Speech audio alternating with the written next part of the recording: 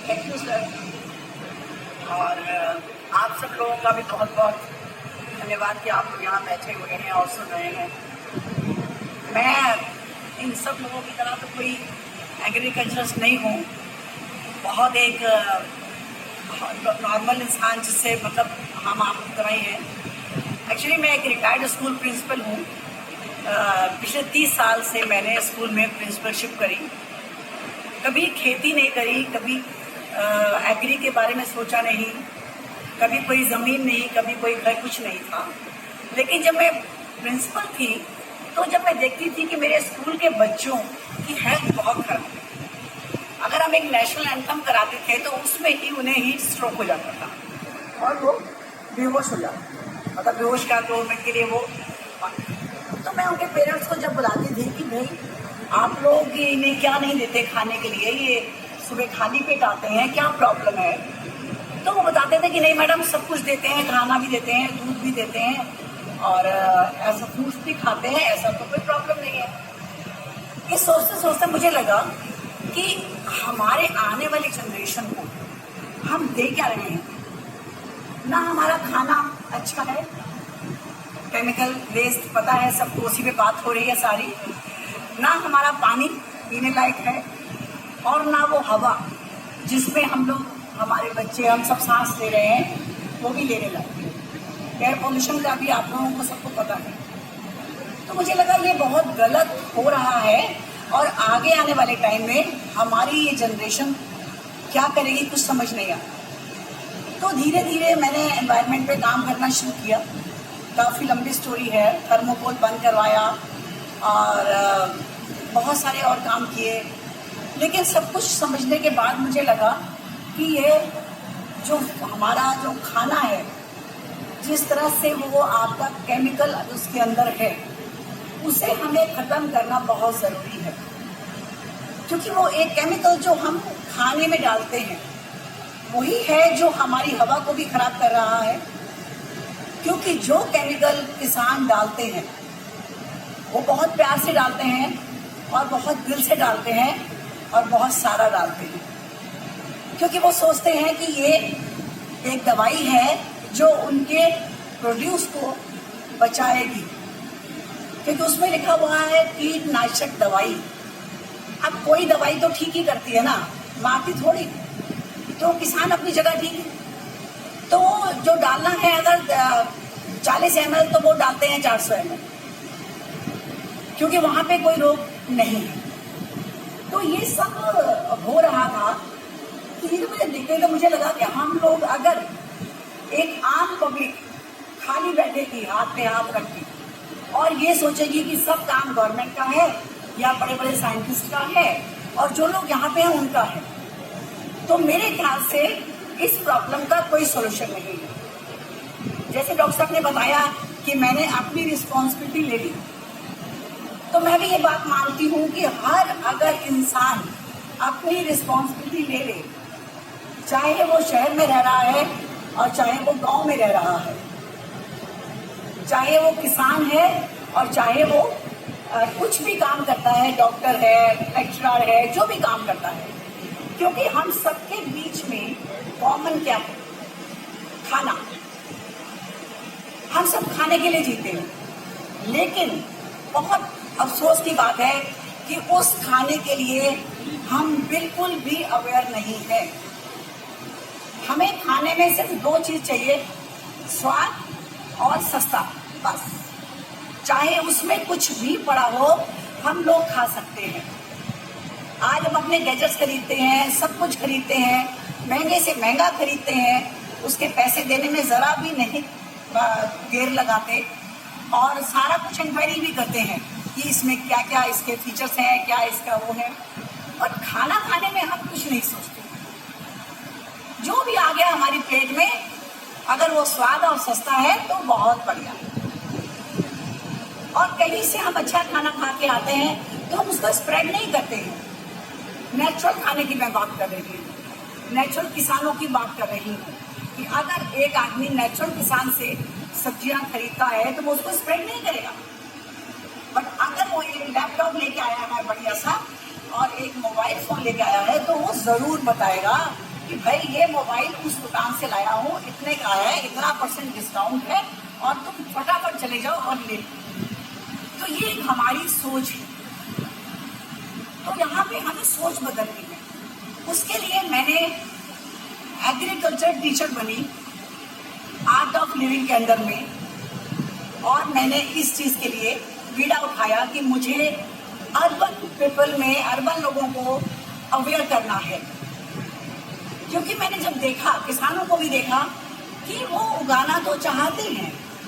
बहुत सारे किसानों के पास मैंने विजिट किया, तो वो क्या कहते थे कि मैडम ये जो एरिया है ये हम अपने घर के लिए उगा रहे हैं और बाकी सब हम बेचने के लिए उगा रहे हैं। क्योंकि वो ये जानते हैं कि जो केमिकल उसके अंदर पड़ा है वो बहुत खतरनाक है। तो मैं उनसे सिर्फ एक ही क्वेश्चन पूछती थी कि जो केमिकल आप कस्टमर को बेचने वाले खाने के लिए में उगा रहे हैं, तो उसमें से जो हवा में केमिकल ऊपर जाएगा, तो ऐसा भी कुछ प्रबंध किया है आपने कि ये हवा भी मेरे घर वालों के लिए अलग है और मेरे कस्टमर के लिए अलग है? अगर ये प्रबंध है आपका, तो फिर तो आपकी बात मुझे समझ में आती है। अदरवाइज तो सबसे पहले वो हवा आपके ही अंदर जाने वाली है। चाहे आप उगा अलग लें, उससे कोई फर्क नहीं पड़ेगा। तो ये बात उनके समझ में आने लगी। फिर वो ये कहने लगे कि मैडम हम उगा तो लें, लेकिन मार्केट में बिकता नहीं। हम मंडी में जाते हैं बेचने, तो मंडी वाले कहते हैं भाई यहाँ रखे ढेर में, हमें नहीं पता ये नेचुरल है, ऑर्गेनिक है या कैसा भी है, डाल दे, रेट नहीं मिलता। तो मुझे लगा कि हमें शहर के लोगों को जागरूक करना पड़ेगा। तो मैंने ऑप्ट किया टेरेस गार्डनिंग। मैंने कम से कम दिल्ली में 500 से 600 छतों पे नेचुरल तरीके से सब्जियां उगानी सिखाई और लगवाई सक्सेसफुल। और हमने फार्मिंग कौन से ली? गौ आधारित खेती, नेचुरल फार्मिंग। मैं इसको अर्बन फार्मिंग बोलती हूँ, क्योंकि जब तक हमारे शहर और हमारे गांव में एक कनेक्शन नहीं बनेगा, तब तक हम कुछ नहीं कर पाएंगे। क्योंकि अर्बन फार्मिंग अगर हम करा रहे हैं, तो हम मार्केट क्रिएट कर रहे हैं किसानों के लिए। साइमल्टेनियस हमने किसानों के लिए फैमिली फार्मर कॉन्सेप्ट बनाया कि अगर हमारे पास फैमिली फार्मर है, तो हमें फैमिली डॉक्टर की जरूरत नहीं है। क्योंकि फूड इज अ मेडिसिन। अगर हमारा खाना अच्छा है तो दवाई की जरूरत नहीं, और खाना खराब है तो दवाई कुछ नहीं कर सकती। तो ये सब करते हुए हमने किसानों को डायरेक्ट मार्केट दी। जो मैं ट्रेनिंग देती थी, जब लोग मुझसे कहते थे कि मैडम, उसके बाद वो कहते थे हम नहीं खाएंगे मैडम ये खाना, क्योंकि उसमें हम उनको इतनी वीडियोस दिखाते थे, इतना कुछ बताते थे, तो हम फिर किसानों के नंबर उनके संग शेयर करते रहे। ऐसे बहुत सारे किसान हैं मेरे संग, जिनको मैं मार्केट देती हूँ। तो ये 5 साल तक मेरा प्रोग्राम चला पूरा अच्छी तरह। अब मैंने लास्ट ईयर मैंने सोचा और भी इससे आगे बढ़ना है, क्योंकि अगर हम गौ आधारित खेती की बात करते हैं, नेचुरल फार्मिंग की बात करते हैं, ट्रेडिशनल फार्मिंग की बात करते हैं, तो बिना हमारे देसी गाय के वो संभव ही नहीं। और देसी गाय दिन भर दिन बहुत कम होती जा रही है। तो मैंने और मेरी फ्रेंड, हम दोनों ने मिलके एक लैंड ली लीज के ऊपर, ये दिल्ली के अंदर ही, और पंचवटी जैन जी फार्म के नाम से हमने एक फार्म खोल दिया। उसमें मैंने नॉन मिल्किंग गाय ली, 3 गाय अडॉप्ट करी। वृद्ध आश्रम से गाय लेके आई, मैंने उन्हें अडॉप्ट किया। मैंने यहाँ स्टॉल भी लगाया हुआ है, आप लोग चाहे तो देख सकते हैं। और उसमें मैंने गोबर और गौमूत्र से हर वो चीज बना दी जो मार्केट में बिकने के लिए आराम से तैयार है। क्योंकि मैंने ये सोचा कि जब तक हम नॉन मिल्किंग गाय को कमर्शियली वायबल नहीं करेंगे, तब तक लोग गायों को नहीं रखेंगे। क्योंकि भाई जमाना लक्ष्मी जी का है, तो जब तक जो कमा के नहीं देता उसकी पूछ नहीं है, चाहे हम इंसान हो चाहे वो जानवर। तो इसलिए मैंने हर चीज बनाई, एग्रीकल्चर की, पंचगव्य की, गौमय की। मेरा मिशन है नॉन मिल्किंग गाय को कमर्शियली वायबल करना। और दूसरा, वहाँ पे मैं स्कूल के बच्चों का विजिट कराती हूँ और कॉलेज के बच्चों का विजिट कराती हूँ। उन्हें एक एक चीज बताती हूँ कि हम ये खा रहे रहे हैं, हमें ये खाना चाहिए, अगर हमारी गाय ऐसी देसी गाय ये है, जर्सी गाय ये है। क्योंकि मुझे लगा बोल बोल के सुन सुन के लोग परेशान हो गए हैं, और जब तक मैं उनको जमीन पे नहीं लाऊंगी, दिखाऊंगी नहीं। तो वो 3 बीघा का छोटा सा फार्म है, उसमें मैं एग्रीकल्चर भी करती हूँ। उसमें मैं मशीनें लगा के बहुत बड़े 12-12 इंच के सीमेंट, गोबर से सीमेंट बनाती हूँ, उसके गमले बनाती हूँ, ईंटें बनाती हूँ, सारे बोर्ड स्टैचूज बनाती हूँ, पंचगव्य का सारा सामान बनाती हूँ, क्योंकि मैं गव्य सिद्धा भी हूँ, पंचगव्य ट्रेनर भी हूँ, और नेचुरोपैथी की डॉक्टर भी हूँ, और एग्री की टीचर तो मैं हूँ ही हूँ।